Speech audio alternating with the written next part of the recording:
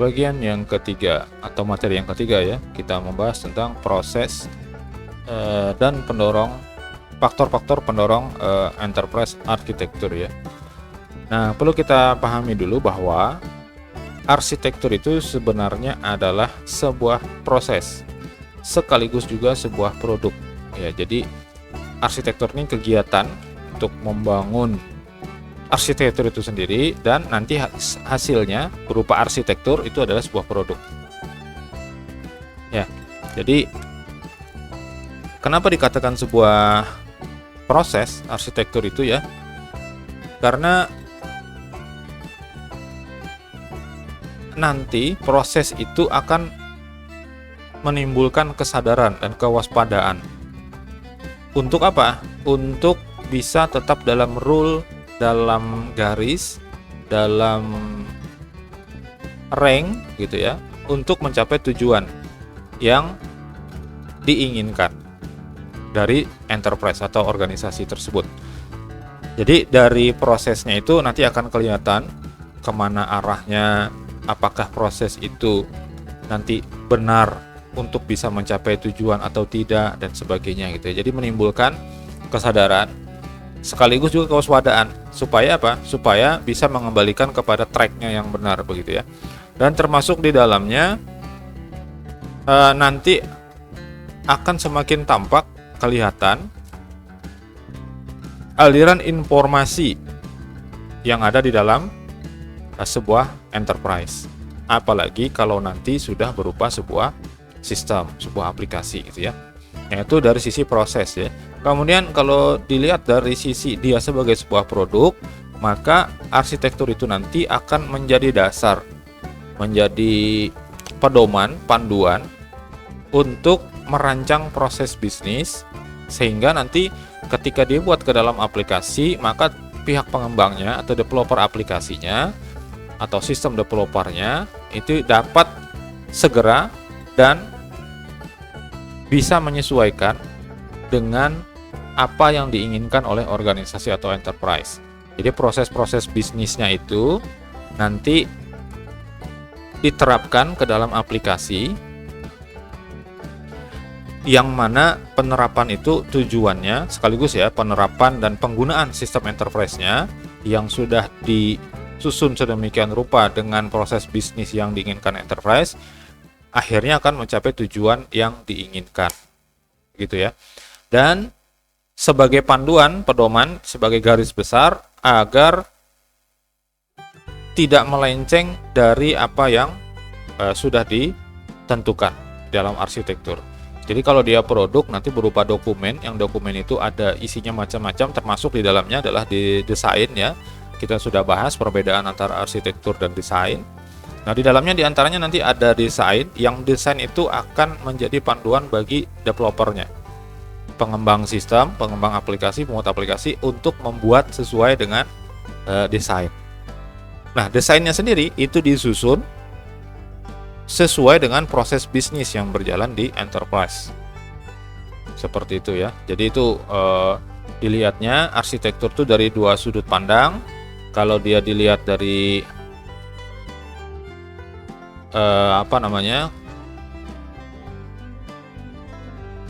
kegiatannya ya, maka itu sebuah proses, dan kemudian kalau sudah selesai maka dia berupa produk, berupa dokumen arsitektur. Oke, kita lanjutkan. Nah, proses arsitektur selanjutnya adalah proses iteratif ya, proses yang berulang, dan nanti akan terjadi pengembangan-pengembangan yang diistilahkan pada materi sebelumnya itu adalah evolusi gitu ya. Ya, kita lebih condong untuk menggunakan istilah pengembangan saja ya daripada evolusi. Ya, pertama ada ide dulu gitu ya, ada coret-coretan gitu ya, kayaknya maunya beginilah seperti itu kan. Nah, kemudian itu didesain, dirancang, dianalisis nanti pakai apa ya kira-kira, seperti itu. Model yang digunakan bagaimana. Nah, kemudian lanjut lagi diterapkan, dibuat, dijalankan, ya, dipakai, intinya seperti itu. Nah, kalau sudah nanti sambil dievaluasi. Nah, di manajemen dievaluasi bagian mana yang kira-kira perlu untuk ditingkatkan, bagian mana yang dipertahankan, bagian mana yang perlu ditiadakan, seperti itu ya. Kemudian masuk lagi ke proses berikutnya, ada ide-ide tambahan dan sebagainya ya, atau ide tadi termasuk di dalamnya yang diproses perawatan itu ya, kontrol dan kontrol versi itu. Kalau ada peningkatan baru misalnya, nah maka dia akan naik versinya seperti itu. Itu yang dimaksud dengan evolusi tadi yang kita istilahkan sebagai pengembangan. Jadi proses ini akan berulang-ulang terus ya sampai dengan ya keadaannya terpenuhi gitu, tujuan terpenuhi dari organisasi atau enterprise, maka dia stop. Tapi biasanya enterprise tidak akan berhenti sampai ke situ ya. Kalau ada dia tujuan sudah tercapai, biasanya akan ada tujuan-tujuan lain yang lebih besar. Bahkan sebelum tercapai yang dikira-kira ini sudah bakal tercapai, biasanya sudah akan ada lagi tujuan yang lain yang lebih besar lagi ya, seperti itu. Ini prosesnya berulang ya, dari ide, dari kemudian dibuat rancangannya, lalu diterapkan rancangannya, digunakan, kemudian di maintenance ya, dirawat, dikelola gitu, kemudian dilakukan pengembangan berikutnya. Nah, faktor pendorong secara internal ya dari enterprise architecture ini diistilahkan dengan strategic fit ya oleh Henderson dan Venkatraman. Ini membedakan antara aspek strategi bisnis dan infrastruktur organisasi, itu di satu aspek ya.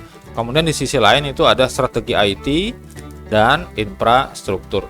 Jadi kalau kita lihat seperti ini ya, ada eksternal, ada internal. Ini eksternal adalah strategi bisnis dan strategi IT-nya. Kemudian kalau dari sisi internal itu infrastruktur dan proses-proses yang ada dalam organisasi ya. Kemudian ada juga infrastruktur dan proses-proses IT yang ada di organisasi, itu internal. Nah, dilihat dari sudut pandang bisnisnya, maka dia ngarahnya ke atas gini ya, ada bisnis strategi sama infrastruktur dan proses organisasi. Lalu kalau dari IT-nya ada strategi IT sama infrastruktur dan proses-proses IT. Nah, kalau kita lihat isinya ya seperti ini. Nah, untuk IT infrastruktur and processes itu ada arsitektur IT-nya sendiri, kemudian pemrosesan IT, lalu kemampuan dan keterampilan IT ini berkaitan dengan stakeholder yang menggunakan nanti ya, mampu atau tidak. Itu salah satu. Kemudian lagi di sisi lain yaitu kemampuan dari sisi perangkat yang digunakan, mendukung atau tidak. Nah, seperti itu ya. Nah, kemudian ada IT strategi, ini ruang lingkupnya apa saja gitu ya. Kemudian ada kompetisi sistemik dan tata kelola IT. Dari sisi organisasinya, infrastruktur dan proses dalam organisasi, ada infrastruktur administratif organisasi, ini berkaitan dengan pencatatan dan dokumen-dokumen dan sebagainya ya. Kemudian ada proses dari organisasi itu dan kemampuan organisasi. Ini sifatnya umum, bisa berarti tadi kemampuan orangnya ya. Artinya stakeholder ini punya apa ya istilahnya? Punya skill dalam menjalankan organisasi, baik itu menggunakan secara konvensional gitu atau menggunakan IT. Dari sisi strategi bisnis, perlu dilihat di situ ada ruang lingkup bisnisnya apa gitu ya. Tentu harus dibatasi, tidak bisa secara luas-luasnya, kecuali memang mau melakukan ekspansi yang besar seperti itu ya, sehingga semua bidang bisa diambil gitu. Kemudian kompetisi yang berbeda, nah ini tergantung dari apa yang ditawarkan misalnya ya. Kalau dalam sebuah enterprise ini bergerak di bidang apa, ada cabang-cabangnya, maka caranya ya untuk melakukannya, proses bisnisnya juga kemungkinan akan berbeda. Nah, termasuk tata kelola bisnisnya seperti apa. Ada yang punya sebuah enterprise itu punya bidang usaha gitu ya, yang berbeda-beda, tapi tata kelolanya jadi satu. Ada juga yang memang dipisah.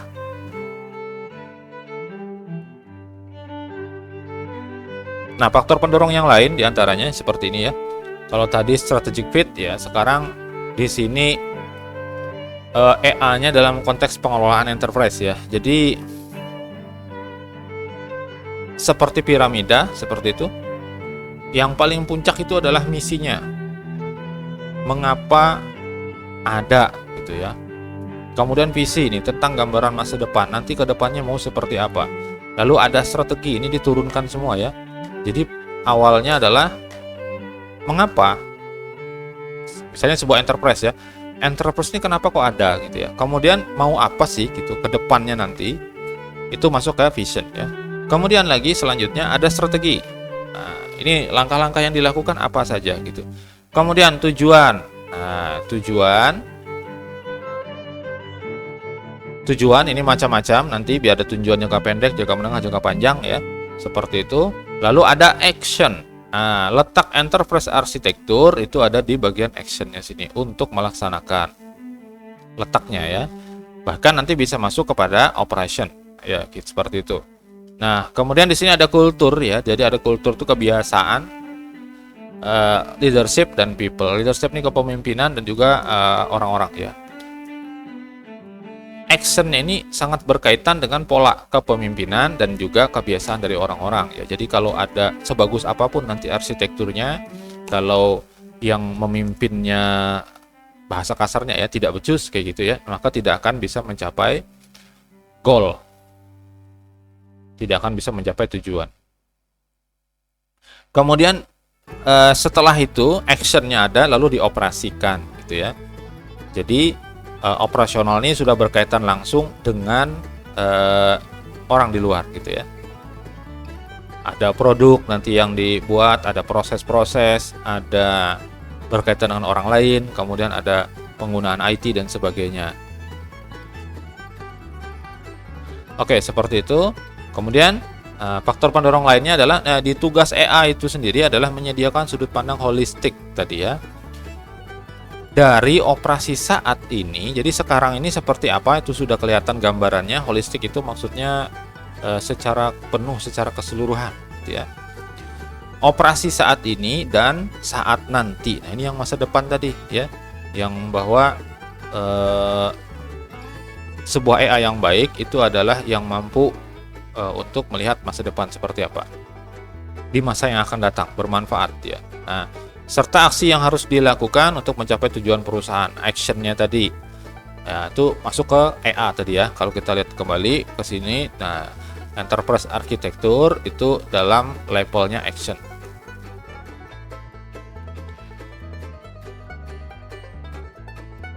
Nah, arsitektur sendiri kalau dilihat secara fisik gitu ya, secara kasat mata itu merupakan bagian dari perusahaan. Kemudian kalau dilihat secara non fisik, yaitu nanti akan tampak di situ kultur yang dibentuk stakeholder dan kepemimpinan. Jadi nanti akan ada muncul kebiasaan, apalagi kalau EA ini sudah diterapkan dalam bentuk sistem. Kalau sudah dalam bentuk sistem, orang mau tidak mau stakeholder ini akan mengikuti sistem. Kalau dia memaksa dengan caranya sendiri, tidak akan bisa diproses.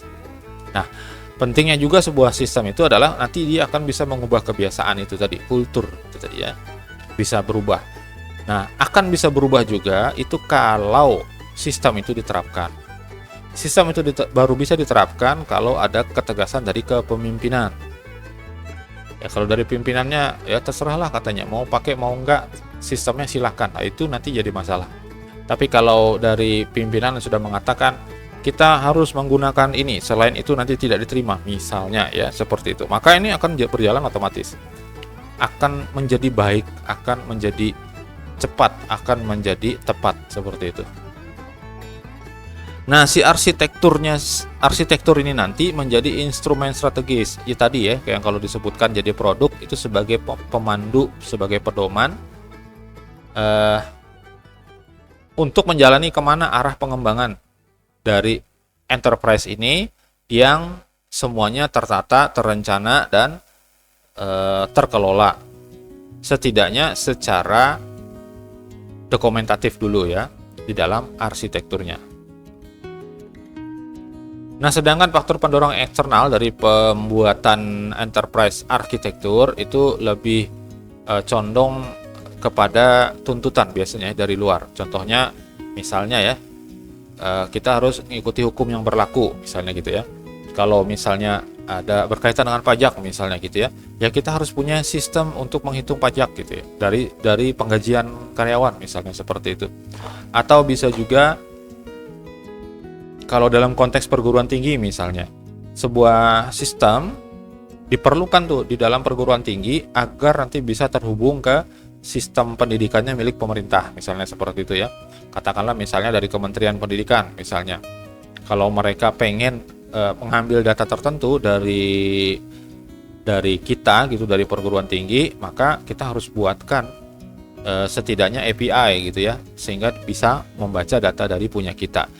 Nah, itu sangat banyak terjadi ya, dan sangat banyak juga diterapkan menggunakan API, Application Programming Interface itu, sehingga komunikasi antar sistem jadi lebih mudah. Nah, pendorong eksternal ini lebih banyak memang karena tuntutan ya, memang dari luar gitu, yang menghendaki terjadinya seperti itu. Misalnya kalau menurut Kleinger-Cohen ya, itu menyatakan bahwa semua biro pemerintahan harus memiliki sebuah arsitektur IT misalnya. Artinya biro pemerintahan harus bisa terkomputerisasi misalnya seperti, mau nggak mau tuh harus dibikin, akhirnya arsitekturnya harus dibuat, lalu barang-barang diadakan, sistemnya juga dikembangkan. Nah, kemudian lagi yang lain-lain ya, mendorong perusahaan mengadopsi praktek good corporate governance. Nah, ini tata kelola perusahaan yang baik. Tentu yang paling baik adalah menggunakan sistem, karena semuanya akan tercatat, akan dapat dilihat kembali, dan lebih cepat. Seperti itu ya. Kemudian ada lagi alasannya kenapa. Nah, organisasi perbankan harus memperhatikan financial risk management. Nah, seperti itu. Dengan tercatatnya semua transaksi dan sebagainya di dalam perbankan, dapat ditelusuri, dapat diketahui ini penyimpangannya terjadi di mana, seperti itu ya. Ini kok bisa keluar, ini bagaimana, ada dokumen-dokumen pendukungnya atau tidak yang sifatnya digital, seperti itu. Ya, ini kalau kita bicaranya dari eksternal ya. Ada banyak lagi sebetulnya yang eksternal itu, diantaranya karena tadi aturan ya. Kemudian karena permintaan bisa juga, atau karena tren bisa juga, seperti itu ya. Jadi lumayan banyak tuh untuk faktor-faktor yang mendorong supaya kita membangun sebuah arsitektur enterprise. Oke, kalau ada pertanyaan silahkan ya. Nah, selanjutnya kita akan membahas di bagian yang keempat, yaitu proses bisnis. Proses bisnis di sini jangan diartikan sebagai cara nyari duit, gitu ya. Bukan seperti itu. Tetapi ini adalah sebuah istilah yang menggambarkan proses bagaimana sesuatu itu bisa diselesaikan, sesuatu itu bisa dicapai, dan seterusnya. Oke, itu di bagian yang keempat ya.